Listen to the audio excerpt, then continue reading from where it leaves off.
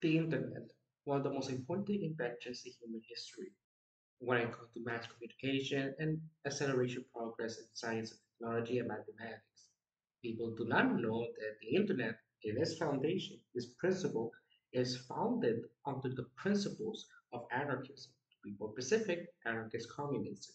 But sadly, for the past 20 or 30, depending on US, years, it's been under threat by corporations, capitalists, and other statists who try to take over the liberatory features of the internet.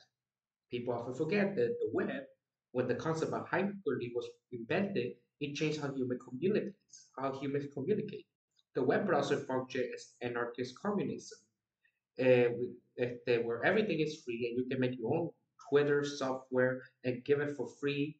The opposite how capitalists function. Companies like YouTube or any other the corporation company had to use the internet had to function like a communist because people who go to YouTube to watch videos and company use ads ability for users as free workers and gain profit, and the user will not gain a single cent. Wikipedia uses knowledge as more useful and beneficial if everyone has access to it and control over it, and built by volunteers, a common ownership of the means of production. The same goes to all open source websites. This is the greatest proof that we don't need profit and competition to make amazing work. Making mods for video games, discussion forums, Patreon, DeviantArt, Tumblr, Reddit, and other forms of crowdfunding and the internet functions from each according to its ability to each according to its need.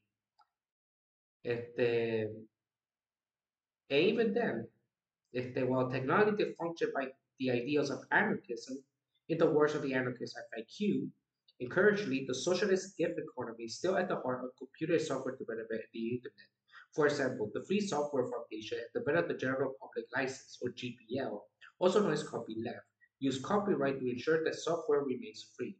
Copyleft ensures that a piece of software is made available to everyone to use and modify as they desire. The only restriction that the use of modified copyleft material must remain under copyleft, ensuring that others have the same right as you did when you use the original code. It creates a common which everyone may add to, but no one may subtract from. Placing software on the GPL means that every contribution is assured that she and all other users will be able to modify and redistribute the code indefinitely.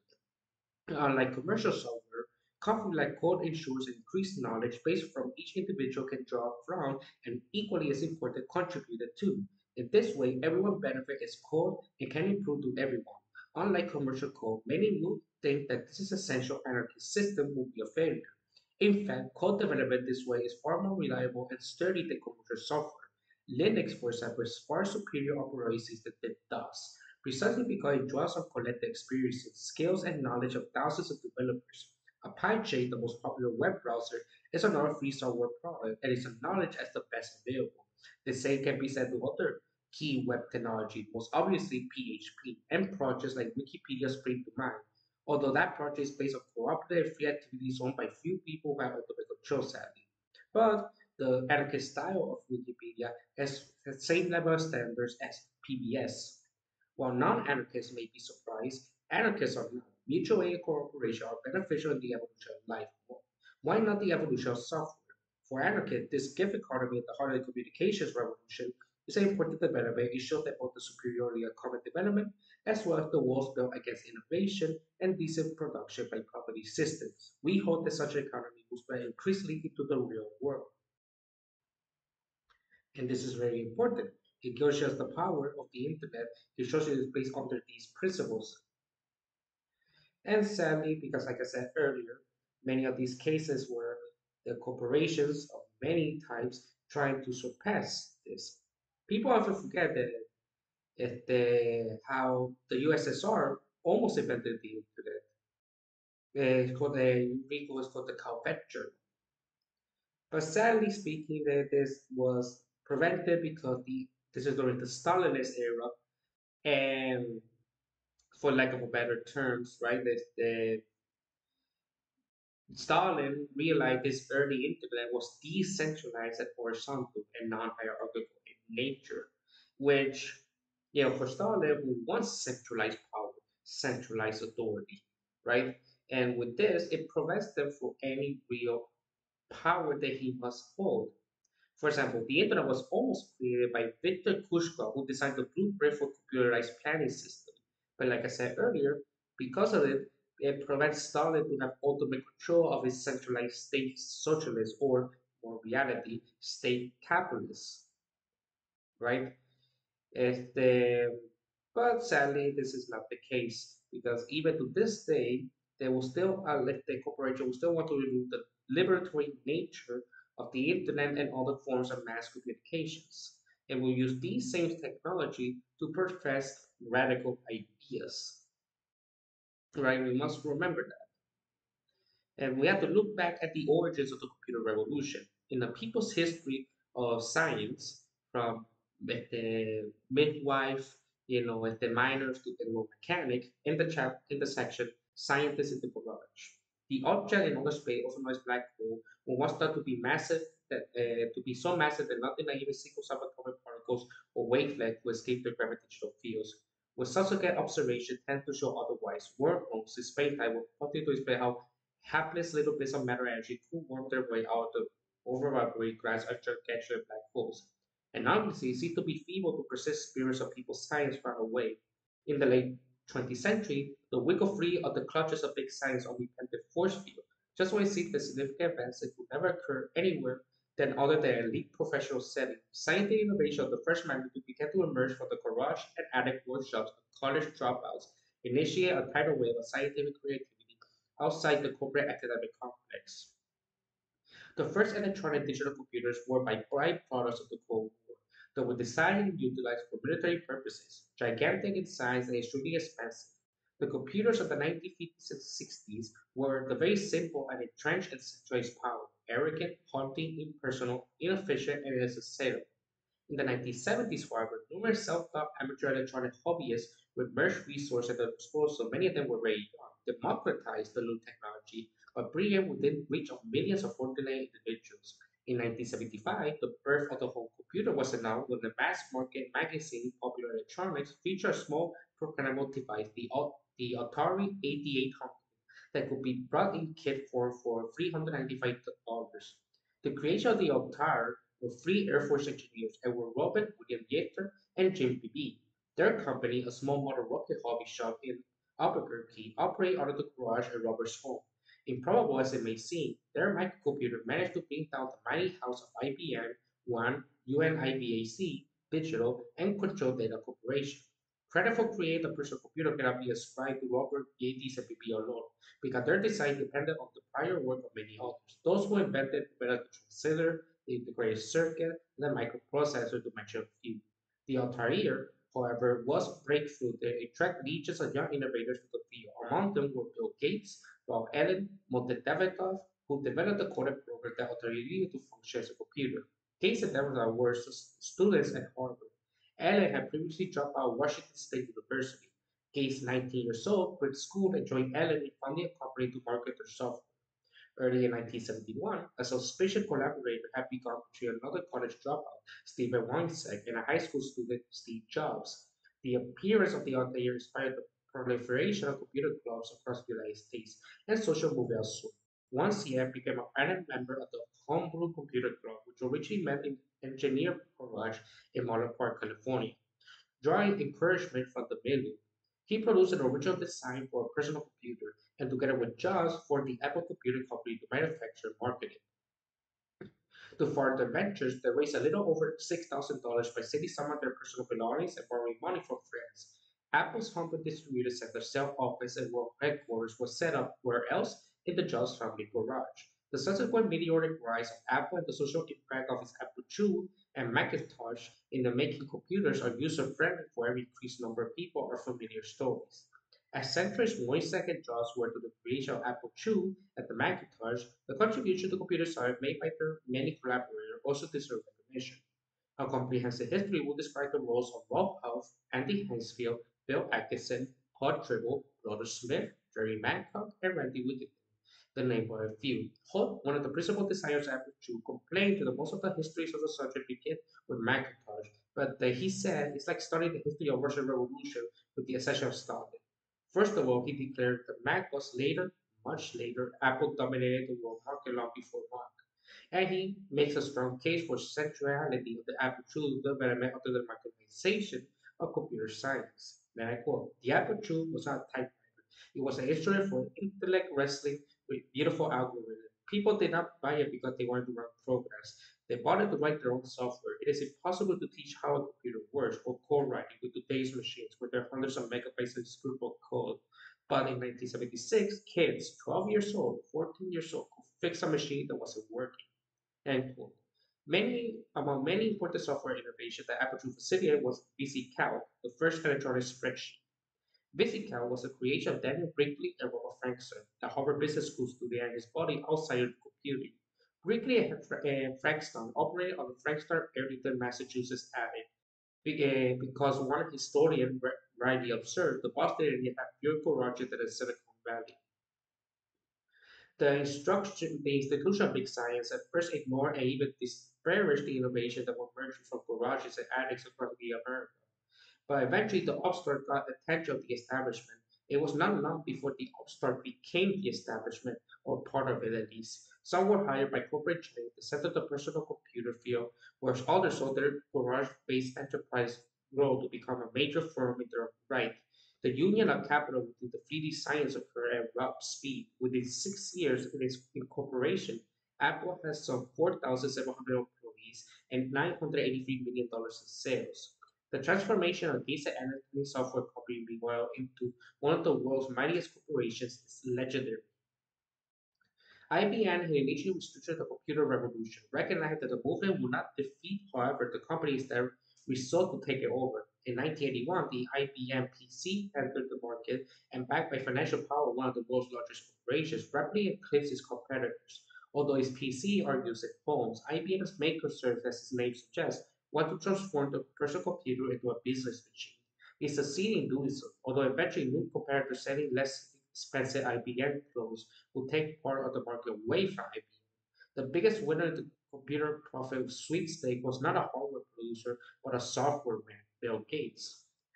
The artisans of the information age, programmers, one historian of computing declared, are the artisans, craftsmen, bricklayers, and architects of the information age, because they do not they do look more like brain work than hand work. It may seem fallacious to identify programmers as artisans, yet they do indeed have much in common with the craftspeople who have been at the forefront of the scientific revolution. One of the creations of Fortran programming language, John Backup, described his method as innovation by iteration, a complex process in trial and error. Insofar that is the case, the creation core of computer science is empirical rather than field-driven. Ken Thompson, a pioneer practitioner, explained the appeal of programming as having all the craftsman's satisfaction of making things without the cost and trouble of procuring all the material. It was not apparent first that programmer artisan constituted a vanguard of new science. At the dawn of the computer era, programming was an afterthought. It was considered more of a technician's chore. First of the enormous calculation machine. The NEIC did not have software. The handler had to set up machine by hand, plugging and unplugging maze of wires, and properly position row upon rows of switches. Programming thus originated as a form of low prestige manual work. To perform those tasks, the government hired a handful of young women with math skills as trainees. These young women were the pioneers of programming, though the importance of their work was greatly underestimated by their contemporaries. Programming and software remained the province of scientists outside for several years, and I quote, in the engineering culture of computing, programmers were not regarded as escaped by the hardware crowd. Hardware was the real discipline, while programmers were the unruly bohemians of computing. The hardware people tended to come from more established fields of electrical engineering. There were EE departments in universities. Hardware behaved according to no-nonsense rules of the hard science like physics and chemistry. Some mathematicians were fascinated by computers and programming, but their perspective was often from a high ground of theory, not wrestling with code and debugging programs. It wasn't until the 1960s, with the formation of computer science department, that programming began to take seriously in academia, then only slowly. End quote. In the early days of computing, the programmers were seen by the engineers, and engineers were sternly looked down by the pure mathematician Jim Summit, a member of the team that created the COBOL language, had to overcome the intellectual snobbery imparted by her trainee in mathematics before she could embrace programming as a worthy pursuit. She and her fellow math student had shared a low opinion of computer work. It's hard to describe how much contempt we have for engineers at the computer center, she said. Even after the programming gained a measure of academic respectability, major innovation continued to come from outside of the establishment. In the early years, writing computer code was highly specialized prep. Preparing and engineering of scientific problems so it would be placed on a computer was an arduous and arcane task that would take weeks and require special skill. Only a small group of people had the mysterious knowledge how to speak to the machine, as if high priests in a primitive society. It was the advent of high-level languages such as Fortnite and COBOL that began to make computer accessible to growing numbers of non-specialists. Fortnite was developed to allow scientists to pipe at the programming priesthood to adjust their problem directly to computers themselves. The team that created Fortnite was an elected bunch, all outsiders to the industry established with regard to the chance of success is slim to nil. They were a young group, all still in their 20s and early 30s when Fortnite was released. Establishment foot dragging notwithstanding, Forta proved to be a brilliant success and other high-level language following its wake. The only that was the most profound social impact was BASIC, which presented a major step down computer science, becoming a people science. BASIC was created by two Dartmouth computer scientists, Thomas Kurtz and John Kennedy, but in spite of his university pedigree, most academics in the field look down their nose at it. Many disregard BASIC as a toy language that fostered poor programming habits and refuse to teach it. BASIC potential began to realize when Gates, Allen, and Debenham attacked it for its use in the original microcomputers. But if Gates' experiment had been incubated by formal education in computer science or mathematics, they might well have been rendered incapable of their singularly important achievements. The variation of BASIC that Gates had created for the Altair 8800 prepared them to head an entirely new industry. Their company, Microsoft, held the legal rights to the software that the Altair success also needed, famously turning Gates into the richest man in the world. Ironically, Microsoft's public image has become not deservedly that of a villainous monopoly strife in the creativity of a new generation of people like Gates and Allen. Building the information superhighway, despite the corporate takeover of the personal computer industry and the crushing gravitational pull of big science, the democratization of computing continued to flourish into the 1990s. As more and more people began involved in computing, they discovered new ways to adapt their computer to perform a new task. The most important social consequence was the computer's unanticipated transformation from a number crushing machine into a major communication medium. Although the Internet originated in the military industrial complex, many of the crucial innovations that allowed it to grow into a global communication, information, commerce, and entertainment networks were contributed by students and others outside the established institutions of computing. The World Wide Web, for example, was invented as an unforeseen and totally unexpected place, the High Energy Physics Laboratory CERN on the Swiss-French border. It did not come from a research laboratory at IBM, Xerox, or even Microsoft, nor did it come out of the famed Media Lab at MIT. Tim Berners-Lee, a physicist, happened to be working at CERN when he articulated the vision that gave rise to the World Wide Web. Although constantly credited with inventing the web, Berners-Lee carefully noted that many other people, most of them unknown, contributed such ingredients. CERN is certainly an august institution of big science, but aside from providing the birthplace, it seems otherwise to have played a minimal role, perhaps even retaining the role in the birth of the web. Berners-Lee, by his own account, pressed forward with his idea in spite of massive differences on the part of the CERN bureaucracy. He had to maintain a somewhat low profile, he recalled. In many moments, some higher ups who had questioned my time and pulled on the end to reform a project. He felt that more than 20 anxiety because he feared being brought out for not sticking to certain businesses. Without the World Wide Web, the Internet's social and cultural impact would have been far less profound. In general, the carpenters and bricklayers of the Internet economy were the programmers that built the transaction system and industrial strength website for online commerce. And without browser and search engine to make the web's massive volume of information accessible, its usefulness would have been minimal. Once again, students and garages came to the fore. The search engine Yahoo was created by two Stanford students, Dane Philo and Jerry Yang, in 1994.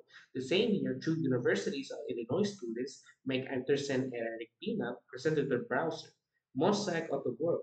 Two more Stanford students, Larry Page and Sergey Brin, produced a search engine they named Google. In 1998, Page and Brin formed a company at Menlo Park, California to launch their Google Inc. Rapidly became a multi-billion-dollar enterprise. In computer liberation, For every Bill Gates and Paul Allen who saw computer science as a road to personal fortune, there was Ken Nelson or Bob Albright who believed it was or should be a people's science. Nelson originated the concept of hypertext, self-published a book that gave him recognition as an iconoclast evangelist who powered to the people computer liberation. Albert was a computer engineer who resigned from Control Data Corporation in the 1960s, where he became uneasy with the industry emphasis on serving institutions and corporations instead of individuals. After moving to San Francisco, he was soon at the center of the alternative computer culture on Northern California. He started the tabloid People's Computer Company, or PCC, which spread the gospel of computing for the masses. Albrecht and his collaborator opened the Stormfront Computer Center, also named PCC, which became the elderly home to the silent computing culture that required machines and code as tools of liberation. PCC's members, generally speaking, were advocates of free speech and were anti-establishment, anti-corporate, and anti-Vietnam War. Albrecht and one of his key allies, Dennis Ellison, produced a version of the basic language that greatly expanded the numbers of programming to the innovation work with microcomputing, in contrast to Gates and Allen's proprietarian approach. Albrecht and Ellison published it for others to do it with as they wanted. There was no thought of trying to make money from it. They believed in free speech and free software. The vision was shared by Richard Stallman, founder of the Free Software Foundation. In 1970, Stallman had been the leading light of the Artificial Intelligence Lab at MIT, and I quote, in January 1984, Stallman resigned from MIT to pursue his seemingly quixotic mission of freeing the software world. The conclusion I reached was the proprietarian software is wrong, he said. It's based on dividing people and keeping them helpless. I decided to fight it and try to bring it to its downfall. End quote. Stedman waged his war against proprietarian regime with his only weapon, writing software distributed and free.